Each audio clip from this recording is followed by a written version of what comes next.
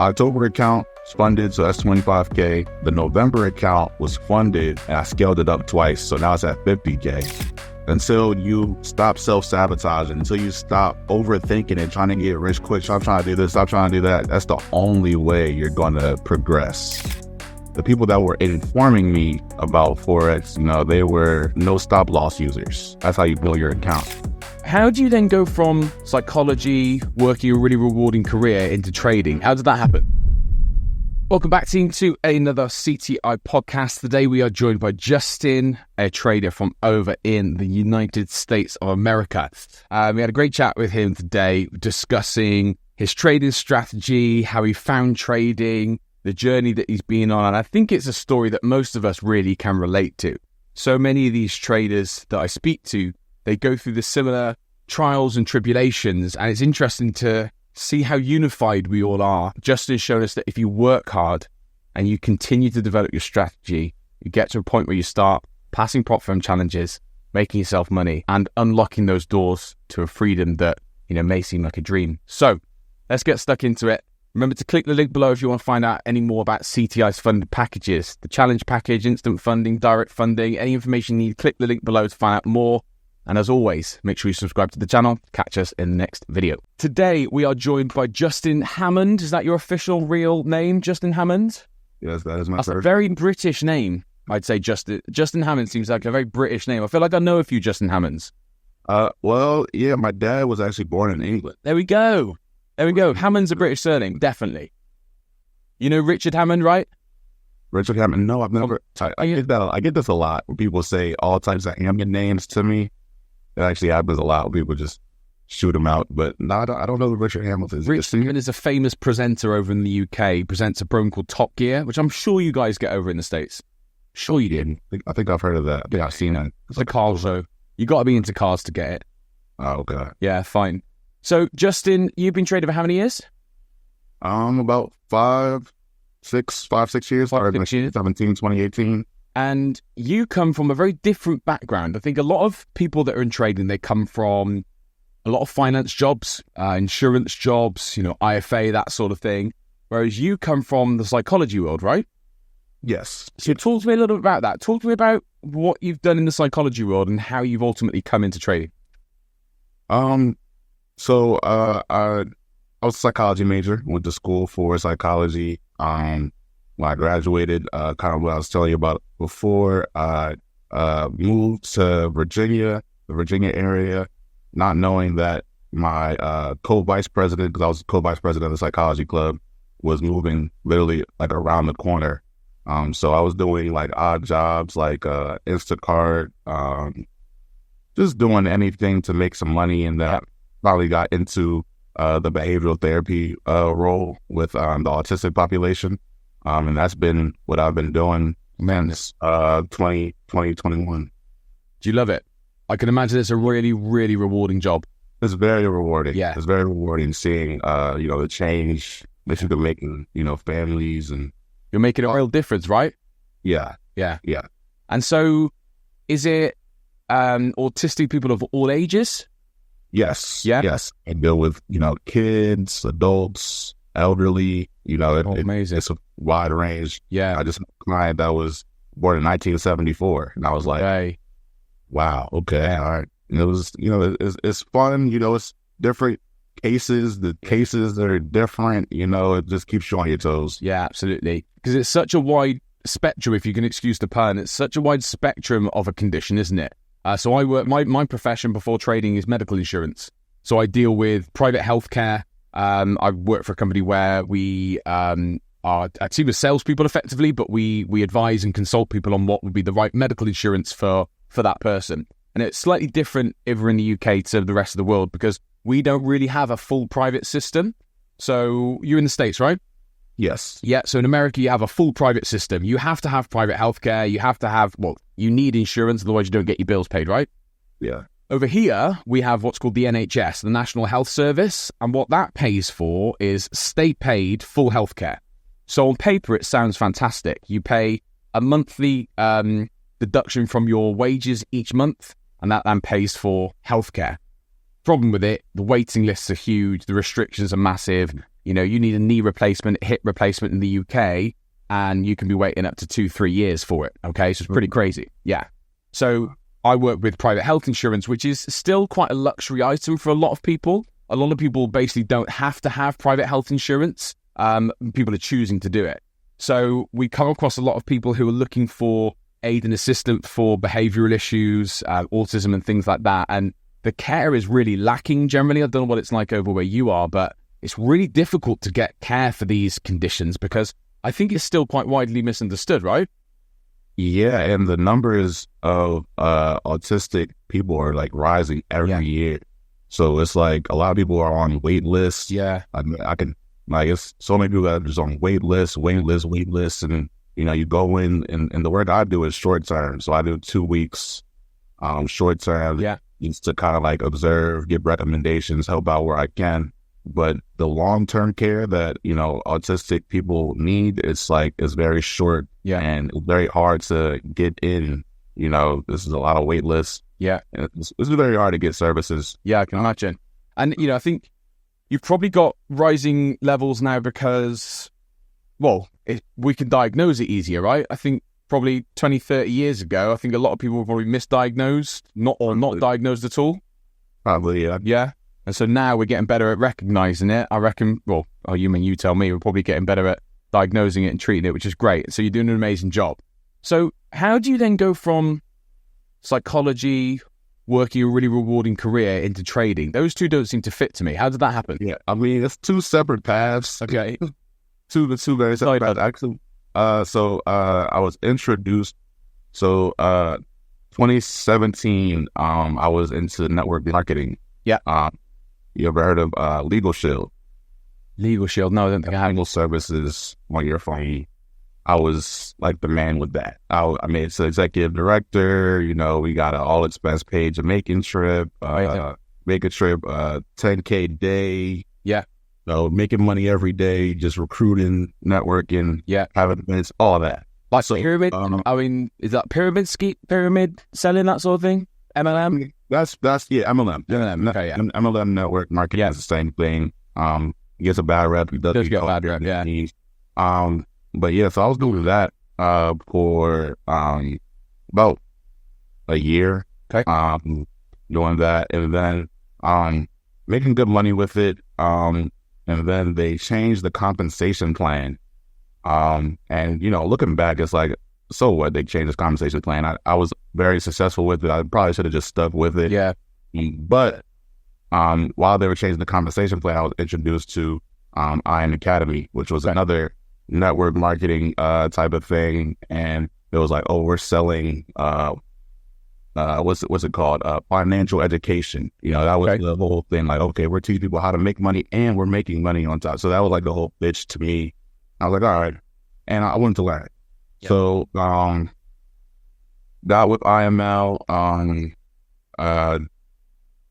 That was the start of my Forex journey. Okay. So with IML came a lot of signals, a lot of making money, blowing accounts, making money, blowing accounts. That's kind of how the signal thing. And so IML would provide you with signals, would they? So IML would provide signals. The group that I was with would provide signals. I was getting signals from everywhere. Everybody had signals at that time. And they're rubbish, I bet. Yeah. I mean, I would make money, but nobody. So the people that were informing me about Forex, you know, they were, you know, no stop loss users. Okay. So that kind of just tells you everything you need to know about that. You know, if you go into the minus, saying going again, minus going again, and you know, that's how I was, you know, advised to trade. Yeah, and you know, the good days are great. Yeah. You know, that's how you blow your account. So, I mean, it's the ultimate con, those signal services. And, you know, I think everyone falls foul to them in the early days because it seems like a quick and easy fix. The problem is with them is that they're so cleverly marketed, and they kind of play on your insecurities, maybe is not the right word, but they play on your desire and your greed. So they're really good at promoting when they've had good days. They're really bad at being honest when they've had their bad days. So all you need is a bit of time with some wins presented, and then people join, and then there's always that thought that it's going to work. And at the end of the day, the good days often come from it's like anything, isn't it? You flip a coin enough times, you're going to be right 50% of the time. So the good days come from those, and they kind of lure you in with this false sense of security to try and get you to part with your money.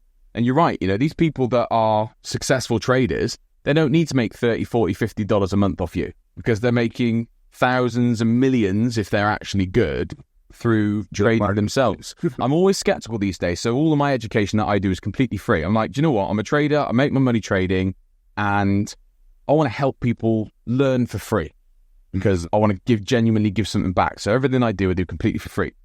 I'm always now really skeptical of people that charge a monthly subscription, or you see these boot camps and they're charging like $2,000 or something like that. I'm like, what are you charging for? If you're that good at trading, what are you charging for? What are you actually doing that is different, that warrants you charging that amount of money? It's always been a strange one for me. So my pushback for that, and it's not really a pushback, but I'm the same way. I've been, as I've been getting better with trading, it's like starting to come back to me like, okay, do I want to sell a service? Do I want to sell a course? Do I want to sell a mastermind, whatever, a Zoom call, a webinar, whatever? And I've also played with the idea. I mean, friends and family, I'm definitely going to do that for free, Yeah. Of course. But it's still it's like in the back of my mind, it's like people don't really pay attention unless they pay money. Yeah. And it doesn't have to be an absorbent amount. It doesn't have to be $2,000, but just something to be like, okay, I'm gonna have to pay attention because I've paid money to get it. Yeah. I really want to learn. That's a really, really valid point. So I've got about 160 members in my group. Probably 30 of them are active, and the rest just sit on the sidelines. And you're right, you wouldn't. When I've been in groups that I've paid for in the past, you wouldn't have inactive people if they've paid, a subscription. I suppose what frustrates me is that it's really difficult to cut through who's good and not these days. And I feel really sorry for people, which is part of my mission, is to make sure that I'm doing my stuff for free to genuinely help people. I've spent years learning the art of trading, and I want to genuinely give something back. And look, not everyone thinks like I do, and that's absolutely fine. And like you said, if you're charging a nominal fee, then fair enough, I get it. But what's frustrating is I think there's so many traders out there that aren't actually good traders. And what they're doing is they're charging people for something that doesn't actually work. And I've been there. I've been that person who's paid a monthly subscription to something that doesn't work. And one of them I was with for 6 months, and it cost me $800. And I was just like, do you know what? Something's not right here. But it's so hard to know who to trust and who not to trust these days. That's the problem. Yeah. That's the problem. For sure. Yeah. So after, doing the signals for a long time, I was just, kind of defeated. Yeah. So I found a mentor. Okay. Mentor. He was actually part of IM, but he was like one of the people that was like on the TV, like the IM TV. He was like actual, like one of the. Can you say who it is? Luke. Let's say his last name was Longmire, maybe. Don't think I've heard of him. I don't. So he's within IML. He was with IML. He was like he wasn't like on a team. He was like on the TV. Yeah. Okay. Type thing. And we did a one-on-one, and he showed me his gold in the US 30. He showed me his gold in US 30 strategy. Yeah. So, I took the US 30 and gold strategy that he gave me. I didn't really. He would trade 1-to-1. Yeah. So that didn't really mesh with my psychology. But a good starting point. It was a good starting point. Yeah. So that's like around 2019. Mm-hmm. So 2019 to 2021, I didn't know live trading. Why? I just was on the demo. Just trying to figure it out. Like that was like my foundation, but then I would just trying to figure it out. Then I just stuck to AUD USD. Okay. All USD was the only pair that I traded. I was like, I'm just going to study this pair. And I traded all USD from 2021 to around like about 5-6 months ago. Okay. where I switched over to 4 pairs, which was US 30, odd JPY, odd CAD, and odd Chef, because they moved more. Yeah. Okay. I wanted major moves in the market, and AUD USD just wasn't moving enough. So I moved to there. And then also part of my journey, from 2019 to 2021, I was just on the demo. 2021 is when I got introduced to prop firms. Yeah. That's when I started actually trading technically live again. Yeah. And I was profitable. I wasn't consistent, but I was profitable. And then once I switched over to my new strategy of trading the 4 pairs that were a little bit more and using a little bit less risk, same strategy, but a little bit less risk, a little bit more reward, more pairs. And it's been consistently profitable since. Amazing. Well, I think, your journey's like a lot of traders, really. You get a taster for it, and, you bring yourself into this world and you kind of go through all the lessons and all the trials and the tribulations of it. In terms of what your kind of long-term goals are, because you've got such a fantastic career anyway, what's the plan? Is it going to be something that you run alongside your career? Do you think you'll always work with, people that need help and then trade as like a side hustle, or will one take over the other? So, I do have ambitions of putting in a job. No offense to the autistic community. I love them. I love my job. I love the space. Yeah. I love the people that I work with, because I know that they care as well. So it's just a great community to be a part of. But I definitely see myself, my goals are very big with Forex, because like we said before, it's a $5.3 trillion market. Yeah. And the prop firm space has opened my eyes to see even quicker results than I was thinking before. 2019, 2018, I'm writing in my notes, I want to be a millionaire, billionaire, trillionaire. But I had no idea about the prop firm space. Yeah. I just thought I'm gonna figure this out, and I'm gonna make millions, billions, and trillions in this, but the prop firm just made it like boom. All right. Now it's like, okay, now I'm just like, all right, if I can get 100K, 200K, and I'm gonna get accounts every month. Like, that's my goal. I'm gonna get a new account doesn't matter. Like, that's my ambition right now. It's just to get as much funding as possible and scale up as much as possible. Just withdraw as much as possible. And how's that journey been? I think what I went through when I first started trading with prop firms is you get that kind of almost like a beginner's luck. And my first account was a $100,000, which is mental when you think about it, $100,000 FTMO account. And I passed it in like a week. Then I passed phase 2 in like 2 days. I don't think I made $1 of profit on the live account. And that was humbling. And then I did that a couple more times over maybe a space of 12 months or so. So how's the prop firm journey been? Have you blown any accounts? Of course. Yeah. So, I didn't win the first time I did a prop firm. And I said I was trading all USD for like the first year of my prop firm journey, like maybe like the first year and a half. And, it was kind of like hit or miss. Yeah. I had a good, I guess it would be 5-month stretch since, I had 2 withdrawals. My first year, I had 2 withdrawals. Good.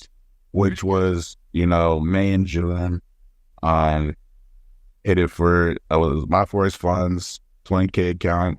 I got 1,300 May, 1,300 June. Amazing. And, like I said, my goal was I'm going to just do 20K accounts every month. Yeah. And so essentially, if you do that, my Forex fund was like about $140. It's like $1,680 for the year. Yeah. So if I made that 1,300, 2,600, I made a profit for the year. So, I look back and I'm like, okay, I was kind of profitable. You lose sometimes because of the daily drawdown and with some of the things that you learn along the way. And to even give the point about City Traders, Imperium, TTI, how they're, much better than the previous company I just talked about. Yeah. Is, that's an understatement. company, and I would lose sometimes. I would be up. So I remember this like it was yesterday. I was up $1,000. Nice. On my 20K account. I'm up $1,000. I'm over here showing my nephews, showing everybody like, yeah, I'm up $1,000. I'm about to win this. I'm about to do it, whatever. And then, the market closes. Monday comes. Yeah. Gaps all the way back down to break even. Yeah. So it comes down to break even. I'm thinking, okay, I'm good. But since I was up $1,000 and the daily draw is... Oh, they got you. Maybe you lose for breaking even. I'm like, that's the dumbest. Yeah. So, being with CTI and Len, it doesn't, if you're up 1,000, it doesn't matter if you come down 1,000. You didn't lose technically $1,000. So it was stuff like that I was dealing with too. That was like, all right, I need to figure out what's a better prop firm, because this before it even collapsed, before they even collapsed. I was just like, something's up with this. I don't know. Naughty, wasn't it? Really naughty rule. Yeah. Yes. Very naughty, yes. So, but yeah, it was up and down, and then magically enough, when I got to CTI, that's when I had already transitioned over to my new strategy. So it's just been great ever since. And so when you go through those kind of ups and downs, when you kind of blow accounts and fail challenges and that sort of thing, I think for some traders, it can be really damaging to their mindset. It can regress you into patterns of behavior that you probably thought that you've long forgotten. I know that, let's say, I've had times where, going back a couple of years now, where I've got to a stage where I'm losing an account and then I become like really greedy and FOMO and revengey. So with your understanding of psychology, I'm going to assume that you probably have a better grasp on those. They always say you need to acknowledge your behaviors and then find a way to correct them, right? So you must have a better grasp on that than people that haven't studied psychology. That be a fair assumption? It's a fair assumption. Yeah. I think it's before psychology. I think it's just discipline. I think it's just understanding discipline.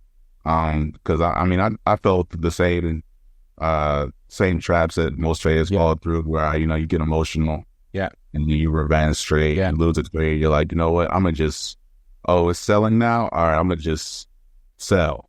Yeah. Even though you was in a buy just now, and you did all the analysis, and then you lost, and you lose. You're like, you know what? No, it's going the opposite way. So I'm gonna just. So I've blown accounts like that before. Not blown accounts. I'll say lost challenges like that before, because I don't really see, blowing accounts, because I've blown accounts before, and losing challenges the same. It's not the same to me. Okay. So if you were to give advice to traders that are struggling with that side of their psychology, if you were to give like your top 3 tips to traders who need to master their emotions or master their discipline, what would those 3 tips be? Coming from you, a psychology major, what would those 3 tips be to somebody who's struggling with their psychology, maybe is struggling with controlling their emotions in the marketplace? Top 3 tips. Risk management. Okay. If you are feeling emotional about a trade, it's probably because you're not using the right risk management. You're probably over leveraging. You're scared to death that it's going to hit your stop loss, because your stop loss and your risk appetite and everything is just doesn't go together. So if you just lowering your risk overall, if you're trading 3%, maybe go down to 1.5. You're trading 2%, maybe go to 1, something like that, where you're risking less and you're not too emotionally invested in a loss. Okay. So that's what helped me a lot with my trading is, I don't really mind losing, because it's just a small loss. I only trade 1%. Like if I lose, I'm only losing 1%. So it's like, okay, losing 1%, it's not that deep, not the end of the world. So that's the first thing on risk management. And then the second thing I would say would be discipline. Sticking to your plan.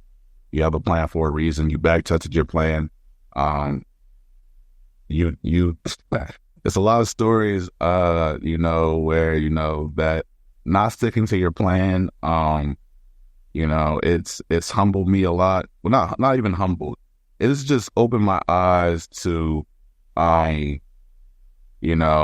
what your emotions can do to you. The self-sabotage is real. Self-sabotage, yeah. So like you're going through a losing streak. You're like, you know what? I'm not even going to trade that setup. That's the setup that happened to me so many times where, you're going through your losses and then your psychology gets messed up and you leave the plan, you move the plan away like it's not still the same plan that you back tested. Yeah. All that data from, and then that's when you get your wins. And then you're like, it's every time I leave the market that I see my trading strategy just go crazy. So it's like, just stick to your plan, have good risk management. And the third thing for your psychology is just belief. You got to believe in your strategy. Backtesting will make you believe in your strategy. Yeah. So making sure you have a good system that you back tested, and once you have that belief, get good risk management, and the other thing I said, stay disciplined. I couldn't say it better myself, and I think I put off back testing for quite a while. I would forward test quite a lot, and look, let's be honest, back testing is boring. It is. It's really boring. It makes my head hurt sometimes. Yeah. Oh, mate, the amount of back testing sessions that I kind of avoided intentionally. I remember hearing this really interesting quote a little while ago that kind of put it into perspective for me. It said, "The magic that you're looking for is in the work that you don't want to do." And that really hit home for me. And luckily, I've got past that point anyway. But so I'm a sales coach. That's my profession. I work for this insurance company, like I said. But I'm a sales manager and coach. And I spend most of my day coaching sales guys. And I always talk about what's called the 80-20 rule. If you do 80% of the work, you can only expect 20% of the results. Okay? Pretty simple to understand. Yeah. But that extra 20% of work that you need to do, which is usually work that you don't want to do, is where the other 80% of the results are left waiting. Mm-hmm. And it's so interesting, isn't it? Because I like that one. Yeah, 80-20. So if you do 80% of the work, you'll only get 20% of the results. And the 80% of the results that you want is in the 20% of work that you don't want to do. And backtesting is so important. People talk about psychology in trading, and it really frustrates me because you go onto Instagram, you start scrolling through your phone, and it's like, you need to master your psychology. If you don't master your psychology, that really annoying voice you get on Instagram. If you don't master your psychology, you will not be a good trader. And it's like, do you know what? That's really easy saying that, but the practicality of mastering your psychology comes from hours and hours of work. And that work is in your backtested, because you need a strategy with rules, like you said. It needs to be mechanical. It needs to be, if this happens, do that. If that happens, do this. Too many strategies are a bit like, well, if you see this in the market, then maybe do this. And it's like too loose. You need a black and white strategy. This means that means this. And then you need to go into the TradingView replay tool or FX replay or one of the other backtesting services that are available. So you need to backtest those rules. You need to backtest those rules over and over again, because that in itself will build confidence, that will build discipline, and that will send you out in the marketplace with that sense of protection, because you know that you've tested over, say, the last 1, 2, 3 years of data, and you now understand that really your rules are faultless. You know that if you've got a 60% strike rate, 6 out of 10 trades are going to win. 4 out of 10 trades are going to fail. Sometimes you might have 5 or 6 losses in a row, but if you had 5 or 6 losses in a row, you're probably set for a winning streak. So that power of the probabilities and understanding your numbers, I think, is so, so important. And that's where you get all of that from. Risk management, discipline. What was the third one? Risk management, discipline. Risk management, discipline. Belief, backtest. Belief, risk management, discipline, and belief in your strategy and belief in yourself. I think it's so important. Now, on that note, we're going to talk through your strategy now. We're going to spend a bit of time on the charts, and you're going to show us your strategy, if that's okay. So if we jump over to your screen. Perfect. So if you were to summarize your strategy, if you were to summarize what your strategy is, what category would you put it into? Is it smart money trading? Is it ICT? Is it supply and demand, support and resistance, Wyckoff? What would you call it? See, I would call it a continuation. Okay, continuation strategy. I would call it a break and retrace, not a break and retest. I would call it a break and retrace. Okay. And of course, you got a couple other analysis you make. I look at market structure, trade during New York. Yeah. So I trade 7 a.m. to 11 a.m. Okay. So New York Open. And then yeah, break and retrace, a continuation. And yeah, that's basically it. I can go a little more in depth. Can you see that little paintbrush tool to the left hand side? If you were to draw on the chart there in front of us, the perfect kind of trade in that little black space at the bottom right, if you were to draw for us what your trade would look like, what would it be? Just so we can picture it. Yeah, let me see how this works. Okay. Yeah. All right, so this is 5 o'clock. Okay. Market movement. Yeah. I mean, saying it doesn't matter if it does this, this. This is London right here. It's coming, it might come down a little bit. And then New York, it comes up. Yeah. Retrace, wherever it retraces to, and then to the moon. I love the drawing. That's my strategy right there. So you're looking for a manipulation, effectively, of liquidity to the kind of so London. You're looking for London to be manipulated and taken out, and then you wanted almost like a retrace into that structure, and then you take the continuation out of it. Something like that. Yes. Yeah? Okay. Cool. I think you have to show us. I think you have to find a trade for us. All right. Let's say it started right here, because opens up at 6 o'clock, differently than everybody else at 5. So I'm looking for this is like I said, I started off with my mentor strategy, then I kind of self-taught from there. Got inspiration from podcasts, a lot of inspiration all over. So that's another thing I kind of want to tell people. Like, sometimes it's not information, sometimes it's inspiration. Yeah. And sometimes it's not about what you learn. It's about, oh, that's possible. That's what people do. Okay, so let me see if I can make my strategy a little bit better. Yeah. So look for market structure. So I do this thing where I call it a pure trend. Okay.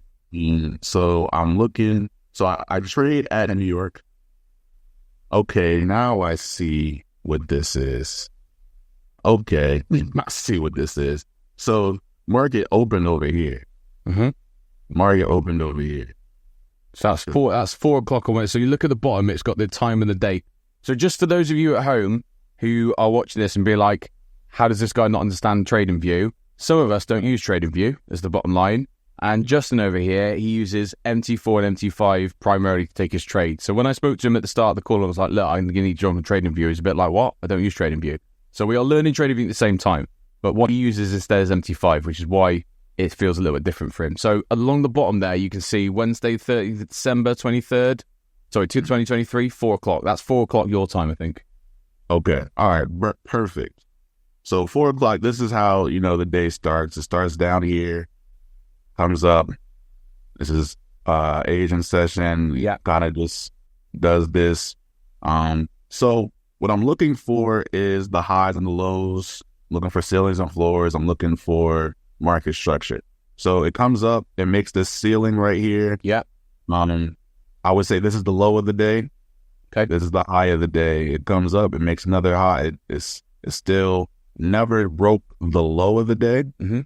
So what I'm looking for when I say a pure trend is it's the market structure is showing that it hasn't broke any lows, any floors, and it's continuing to show, an uptrend. Mm-hmm. So essentially, I'll wait till New York to start. I'll wait till 7 a.m. 7 a.m. comes, and I'm looking for a break and retrace. So I have specific rules for specific pairs. For US 30, you see that it breaks right here. Everybody sees that it breaks. Yeah. Excuse me. It breaks right here. So let me move myself because I can't really see the price. So it breaks right here. what I would do after it breaks is I am going to wait for it to retrace 50 points. So wait for it to come to 258. Hold on now. This doesn't look like so you can measure it. So if you click from so hold down shift and then click from the top of the that top candle and then drag it down. This is not the trade, guys. This is not the trade. But that would have been a trade too, probably. But the trade, sorry. Sorry. The MT5 shows when you close the trade. It shows the date that you close the trade. It doesn't show the date that it opens. So we can go to MT5 if you prefer. Is that possible? Yeah. Do you have MT5 on your computer? I don't. It's okay. Okay. Yeah, you can't then. So all right. So over here, same thing. Tuesday now, 12th of December. Yeah. The 12th of December. Yeah. Yep. It opens, comes up. This is the low. It never breaks the low. It comes up. It makes another ceiling. It's showing an uptrend. So I'm looking for a break of this high. I'm looking for a break of this high. And it barely shows it on this, but yes, it did break. Yeah. Right here. And a wick is enough, is it? It doesn't have to be a candle close. It can be body. It can be just a wick above. No, I'm looking for the body to be over the whole thing. It's just very, you have to kind of like zoom in to see it. But... So see the price down the right-hand side. Mm-hmm. Move your mouse over to price, click it and drag it up and it will expand it. That's it. No, keep going to the right, And again, move more to the right. There you go. Click and drag up. Oh, drag up. Okay, yeah. I like that. There we go. I promise you, after this, I reckon you're going to be a trading view convert. I think you're going to see it. You're going to be like, do you know what? As you guys can kind of barely see, yeah, I can see it breaks above this ceiling right here. When it breaks above at about 646. Yeah. I will wait for it to come down 50 points, which would be about 596. Yeah, that so 96 will be my entry. And then I would put 100 point stop loss, so 493. Okay. And then, really, really mechanical your strategy then. And then you see, so you see a lot of people would see this and say break and retest and wait for it to come back right here or right here. Yeah. I mean, it technically does do the break and retest right here. Yeah. But I just purely look for 50 pip retracement, 100 pip stop loss. Yeah. And my take profit is it's 100 pips, 100 points. It would be 2,000 points. So I have a 1 to 20 risk to reward. Wow. Yeah. So that's massive. So yes. Why will you get like a 1 to 15 and it reverses on you? What happens? So I mean, I have a 1 to 20 risk to reward. Yeah. But I'm also I call myself an intraday scalper because I'm looking for essentially 100 pips. I'm just looking for 100 pips. Yeah. But my take profit is 200 pips. Yeah. But I'm looking for just 100 pips. Net profit from all four of my pairs. Okay. So another so let me show you is it this all JPY? No, that's not it. All JPY. So all right, December 12th. 12. All right, boom. 16 starts up here, makes a floor. It makes a ceiling right here, but it never goes past the top of the high of the day. So it keeps the market structure. It's market structure. And then we wait. We see what happens in Tokyo. We see what happens in London. And then New York is the continuation. So we wait till New York, wait for that break. It breaks the bottom of this zone right here. Yeah.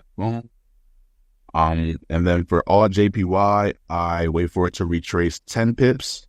So around 639. So wait till it to come back 739. Yeah.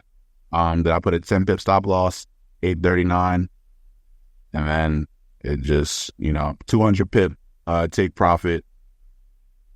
I don't know if it hit, but it gives you enough that's what helps me kind of stay disciplined. Yeah, it's like I don't need the full move to net the 100 pips that I'm looking for.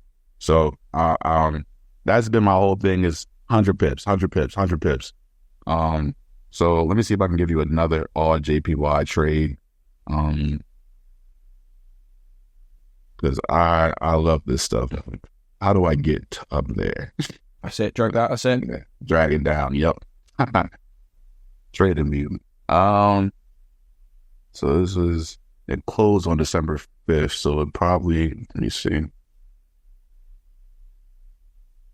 Sheesh, man, this stuff doesn't look cool. All right, let me see. Double click on the right hand side. So on that thing that you were dragging, double click on it. That's it. Okay. See, you're good. You're good. All right, let me see if I can find the shit on my meditator before I explain it on the okay, December 4th. Oh yeah, December 4th. That's the 1st. That's the 3rd. That's the 4th. Okay, boom. December 4th, same exact thing. So 16. I think that's 17. So it makes this green red. So that's to me a ceiling. It makes a ceiling. It never breaks the ceiling. So this is kind of going into the market structure thing I'm kind of trying to explain with the pure trend, where it makes these wicks up here, and it makes a ceiling to start the day. It doesn't break the ceiling. It comes up, tests it, but doesn't break the ceiling, and then it starts the downtrend. Yeah. So this is what happens during. This is Tokyo. This is London, and then wait, let me see. Yep, this is London, and then during New York, it breaks again right here. Yeah. So it breaks again right here. 353. You wait till it comes up 453. 553 doesn't get touched. Shoots down. So that one actually did hit my 200 pip take profit, but I already took profit before. I usually take profit before it hits the 200 pips because I don't need it. It's just to kind of just put a set number on it. So yeah, that's basically the strategy, and it's different for each of my pairs. For odd CAD, I can even show an odd CAD trade. I wish I took it, but I didn't need it because I already had my my US 30 and my all JPY trades. Let's see if I can find it in my MetaTrader.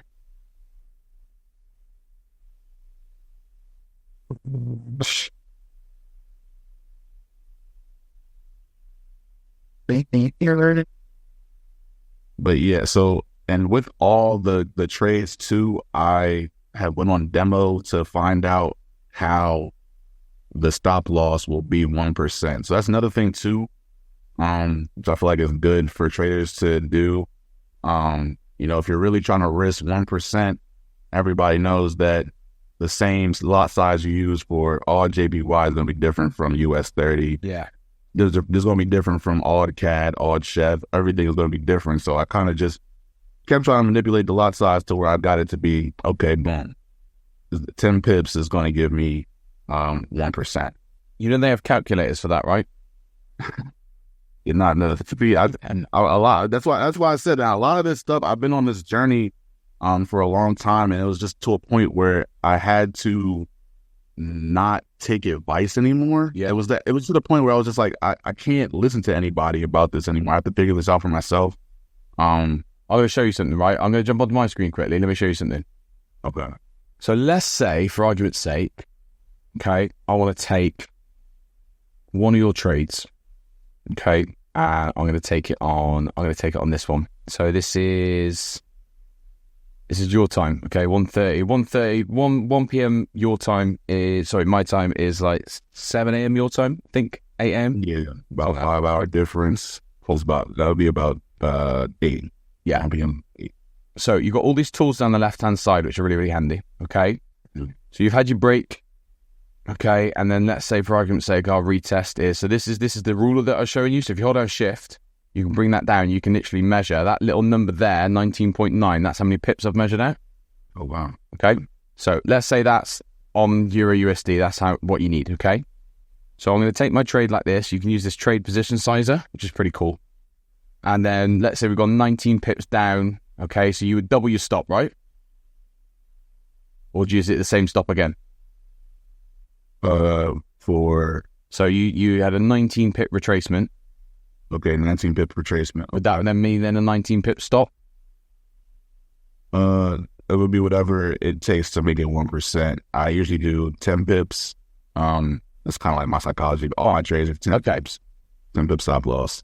Right, okay, with you. So what you could do effectively is you could use a structural point. So see that low to the left here, that could be your structural point. Then with a position size calculator, so see this number here, that means that this stop size is 20 pips. Okay, so 20.6. You can go to this. So Euro USD, you've got USD currency, $100,000 account. Your risk ratio is 1% per trade, and our stop size is 20 pips. If I calculate that now, it tells me that I need to take 5 lots to risk $1,000. Equally, let's say it's a $25,000 account. Our stop is now 30 pips instead. Okay, you can then enter that calculation in on a $25,000 account, and I'll still want to trade and risk 1%, calculate it, and it'll tell you what my lot size is down there. So it might be really handy for the future. Okay, so you don't have to guess anymore. Can I ask you, can you do like odd CAD or odd JPY? Yep. Because Euro USD is kind of like odd USD, where it's easy. You know, odd USD is like, it doesn't come with, it's 2.5 is what it is. Right, so you got odd CAD. Okay, what size account? Okay, that's the 1.12. Okay. Yeah, so $25,000 account, 30 pip stop, 1% per risk, calculate, and it changes your lot size. So that takes the kind of the guesswork out of it. That can be really handy. Yeah, I like that. Just for future purposes, anyway. So like, educational for you, educational for the viewers at the same time. Yes. So you came across CTI. How did that happen? Did you trade with anyone before, or did you go straight to CTI? Talk me through that. So, like I said before, I was trading with Forex funds. Yeah. Oh, yeah, of course. Yeah, you did say, yeah. They had their situation happening, and I went to YouTube to, like, literally the day that it happened, everybody was, like, making YouTube videos about it. So, and I had come across one where the guy seemed pretty knowledgeable about prop firm space, and everybody in the comments was like, well, then what do you recommend? And he was like, well, if you still want to go the prop firm space route, you can do the A books. And then he gave us 3 A book prop firms. One was CTI, one was FTMO. I think the other one might have been Funding Talent, something like that. Yeah. And then I was like, okay, all right. So CTI was the first one that he said. So I'm like, all right, you know what? I'm just doing A books from now on. I don't care. He gave the other part of it too. He's like, yeah, if you do A book, it's going to be, they're a little bit more strict. They're going to have slippage because it's real markets. And, I'm like, whatever. I don't want to go through this again. Just, okay, give me a good prop firm. So CTI has been that for me so far. I've enjoyed this. It's a low cost compared to some prop firms. The 10% actually made me a better trader. Yeah. Because before, doing my Forex funds, I was doing the 8% profit target and the 12% thing. And, it makes you, like, okay, then I can risk, 1.5% a trade, or I can be a little more. But the coming to the A book side is like, it just made me like, all right, I got to actually have good risk management. Yeah, definitely. I got to actually, figure out a way to be a great trader. Absolutely. So it just improved me in that respect. And yeah, I haven't had really that many problems. I did have a situation where they did think I was gambling. But it's water under the rug. And, they gave me the money back to start again. I started that account January. Okay, nice. Well, what was the reason they thought you were gambling? So that's the reason why I actually do have a 200 pip take profit now. Is just show that, I'm not just waiting until I hit 10%. Yeah. I think they just saw that, you have your stop loss and you don't have no take profit. You're just waiting till it hits. It's kind of like gambling. You don't really know what profits are that you want. So that's why I put the 200 pip take profit now to show this is where I actually trade this a lot, and this is my profit target. But since the challenge is to make 10%, when it hits 10%, I'm gonna take profit. Yeah, too right. No point at being in the trade anymore. No. So that's the only situation I've had with them. But everything's been smooth. Payouts, everything has been smooth, and I love a book. Trading. Love it. And what are you trading with them now? If you don't mind me asking, what size is your portfolio now as it currently stands? I'm 75K funded. Nice. And how is that taking you to get there? Started my first account with them October. Okay. That's quick. Each month, October, November, December. I made an account each month. 25K account. 25K. Okay, so the October account funded, so that's 25K. The November account was funded, and I scaled it up twice, so now it's at 50K. Oh, cool. 50K plus the 25K funded, that's the 75K. Yeah. And then 25K, what I did December is when they said I was gambling. Okay. So they gave it back to try again. Too good. So try again. So I'm trying again in January. Okay, nice. Yeah, good time. Are you going to wind down for the Christmas period? Will you keep trading, or are you stopping now? Yeah, I'm done trading. The way I trade, I try to get 10%. I get my 10%, and then I try to get 10% again. Yeah, and then after I get 20%, I'm done for the month. I hit my 20% target for the month. I'm done trading until January. Oh, amazing. That's a great place to be, 20%. 20% on 75K. It's a not small amount of money. Yeah. That is a lot of money. I'm trying to get up there. And so talk to me about your goals then. So you're going to keep growing. So do you do a challenge account? Is it instant funding? Is it direct funding? What do you do with CTI? Challenge. Okay. And you're comfortable with the challenge. You're comfortable hitting the profit targets. You're happy with it? Yeah, 10%. Like I said, 10% is my happy. I like 10%. Yeah, because it's easy for me to net 10% with my big take profit. Yeah, my reward is so big. Yeah, it's like I could lose 5 trades and still if I win one trade, that's 150 pips. I only need 100 pips. So because just netting my 100 pips has been like, okay, let me try. I'm just trying to get consistent with that. 100 pips, keep netting 100 pips. My whole mindset is the next 100. The next 100 is going to get me to this. The next 100 is going to get me to this. Did you take many losses? I mean, I've taken, not many losses. So it depends. It depends. So with my process so far with CTI, it's been pretty straightforward.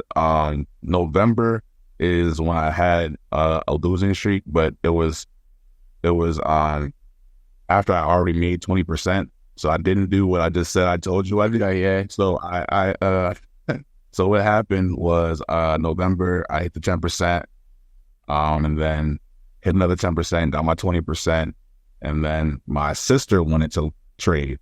So I'm like, man, make it count, man. I'll show you what I'm doing, whatever. And since she started November 15th, so I'm like, I'm sending her these trades. I can't send her these trades and not take them myself. Yeah.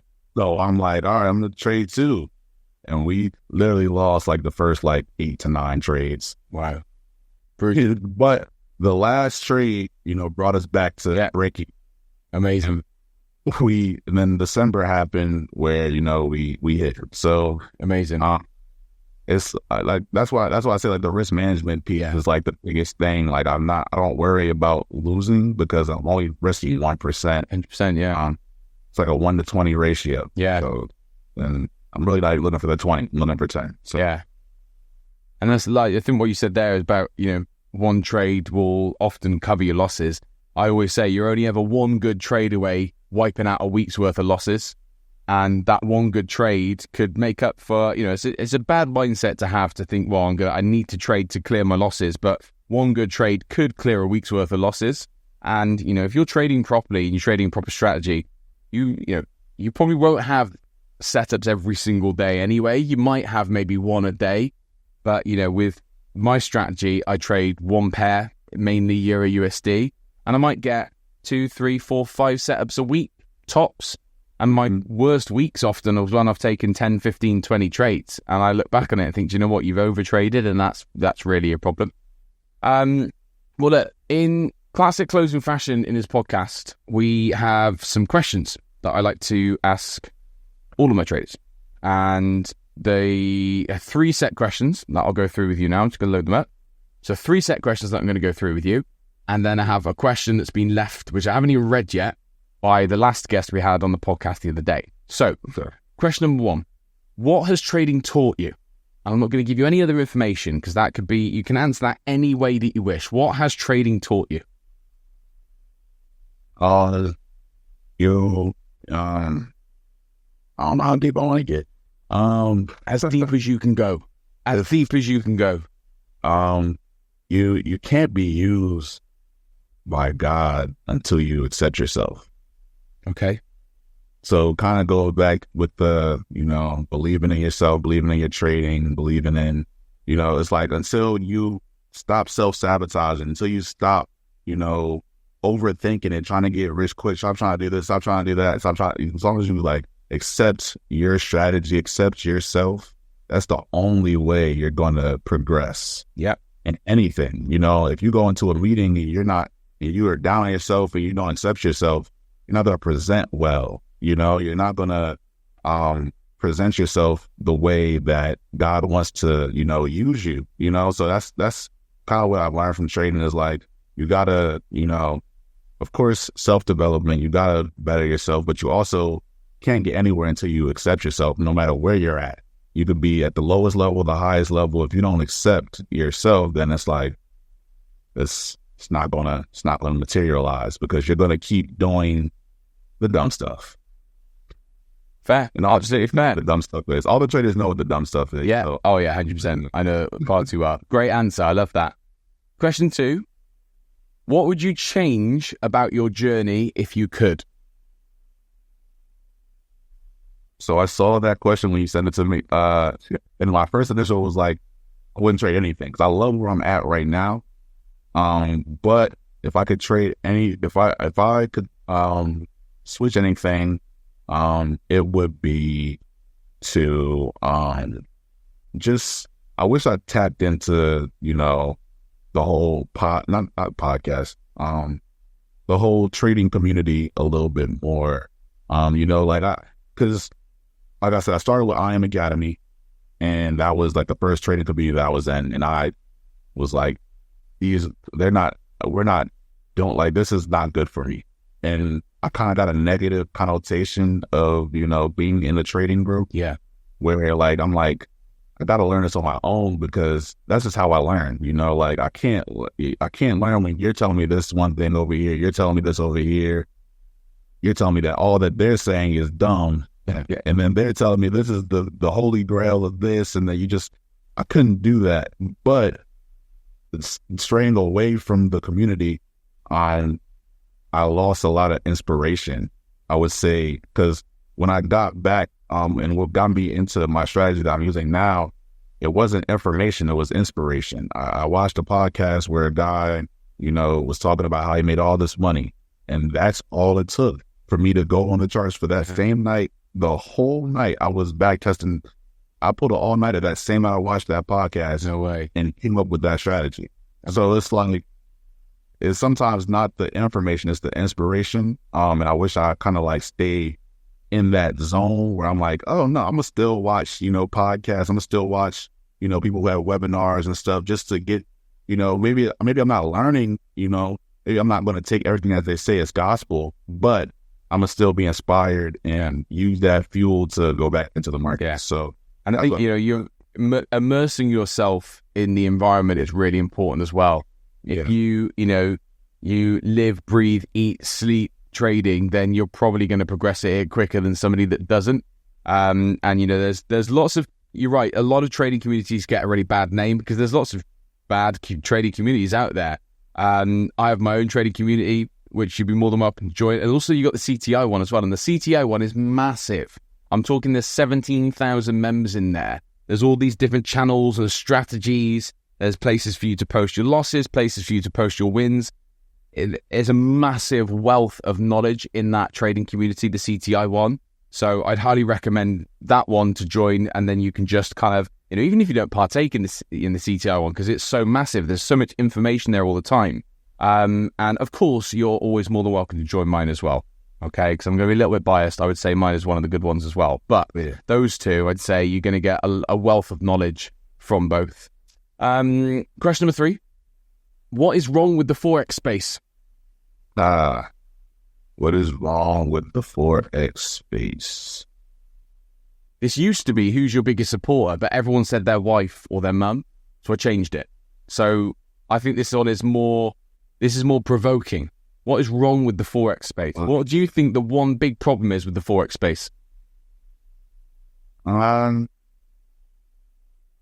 Here's the problem with the Forex space. People, it's the fantasy.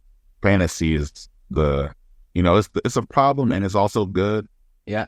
It's like the fantasy of, having a 6-figure trade, have a 6-figure trading day. Yeah. You see people like, Q Banks and, you see people like, just having like these big, like 10 million, people saying they made $10 million in the market, $18 million in the market, like that could really like mess with somebody's psychology.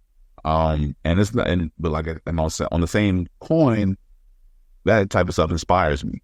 So it's hard for me to say that's the problem with it when it also inspires me. But I think it's really bad for like new traders to, kind of try to compare themselves and not have, not having an actual system and actual goals that can be consistent and, just make sense. People don't make sense. It just doesn't make sense. A lot of stuff that I hear, like I'm going to turn this into this and, or I'm going to, beat this prop firm and I'm going to get a big withdrawal.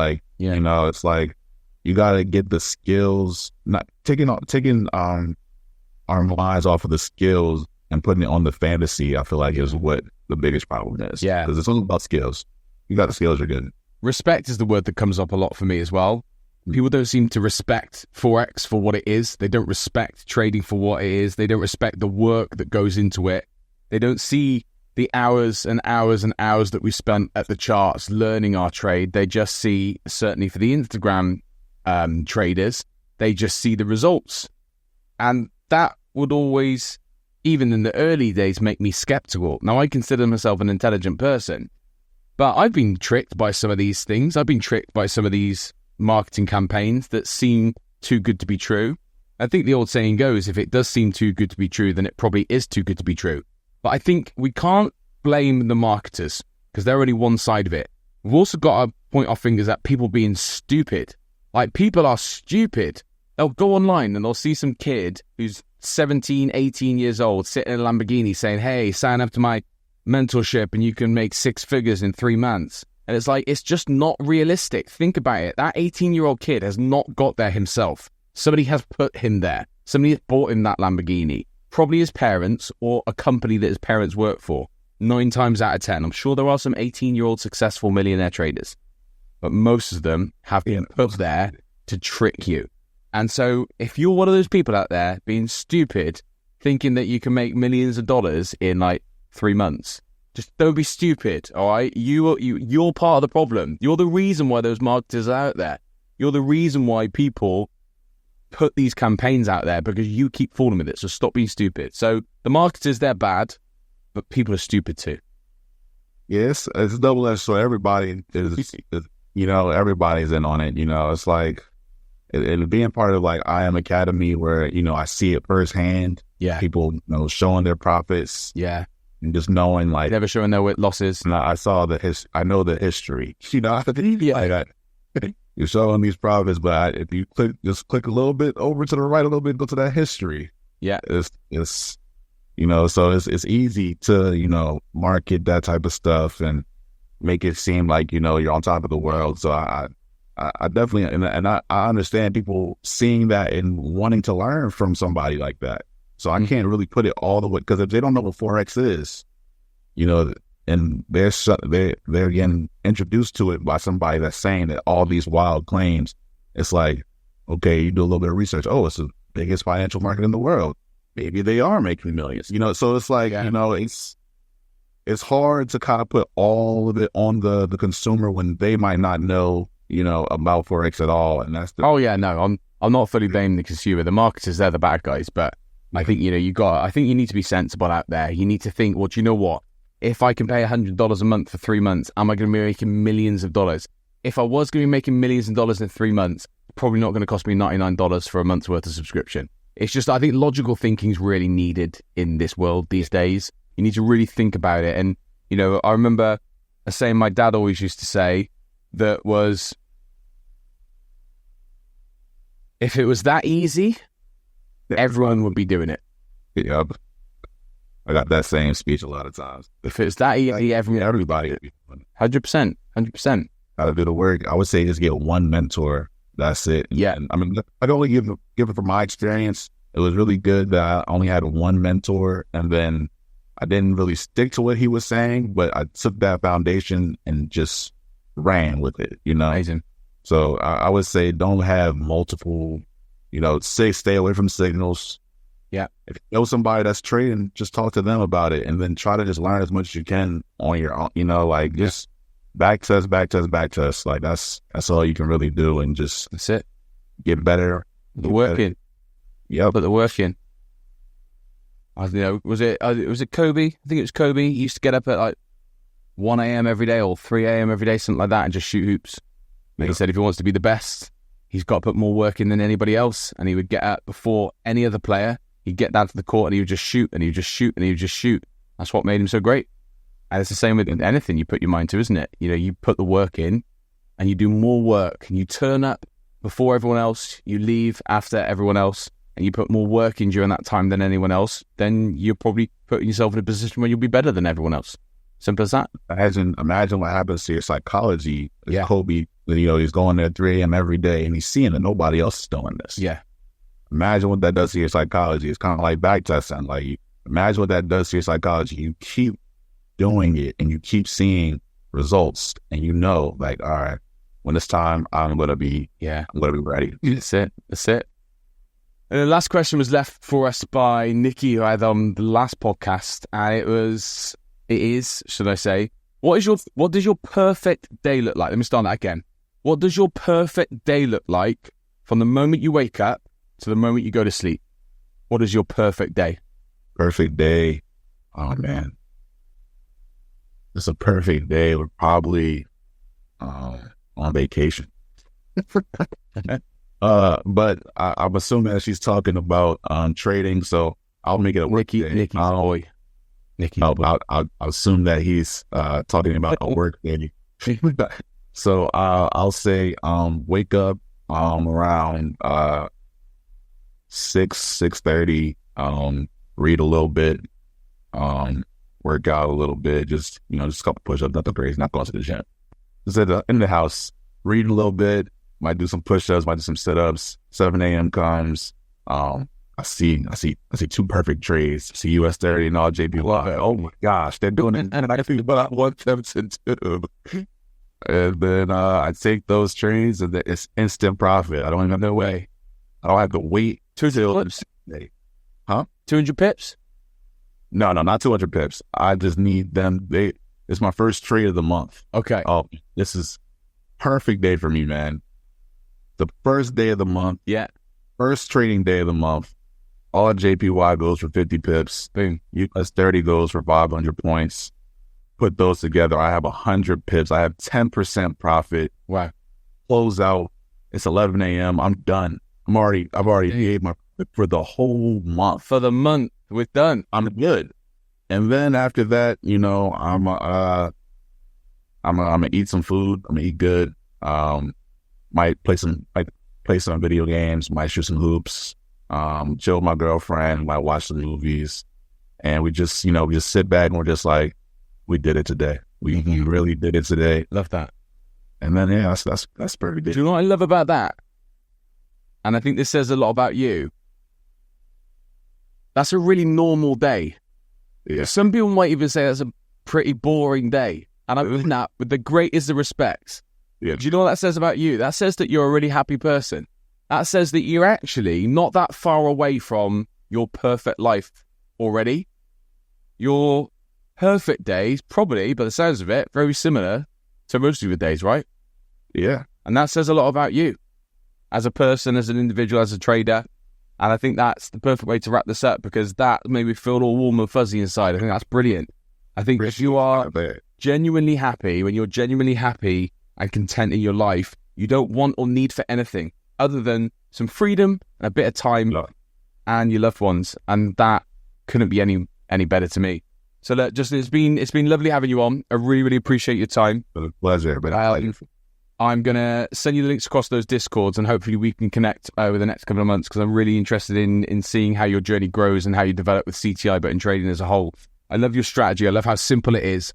And it just shows that actually you don't need loads of crazy indicators or loads of crazy strategy or techniques, that actually you can have a really simple mechanical strategy and you can grow the nearly £100,000 worth of capital, or $100,000, sorry, of capital within 3 months, which is amazing. So look, thank you for your time. I appreciate you. All right, man. It was nice meeting you as well. Nice talking to you. This has been great for me. I was excited for this. You know, like I said, I don't really have that many people I talk trading about. I'm like really like nerdy about it. Like I love this skill set. I love this industry. And it's like, it's good to talk to people that can kind of understand. I talk to my girlfriend about it a lot, and she doesn't understand what I'm talking about. She's like, what's a pip? What's a pip? She's like, what? Stop loss? Was it supposed to go that way? Yeah. So I just, but it was great talking to you, man. I'm going to give you some more lessons on trading view. I'm going to convert you. Hey, man, I told you I use the alerts. That's all I use on trading. Yeah. I get the alerts going, but I'll try to tap in a little bit with the... But we'll speak. Like I said, thank you again. Appreciate your time. And I hope you have a good rest of your day. All right, you as well. Cheers. Thank you, dude.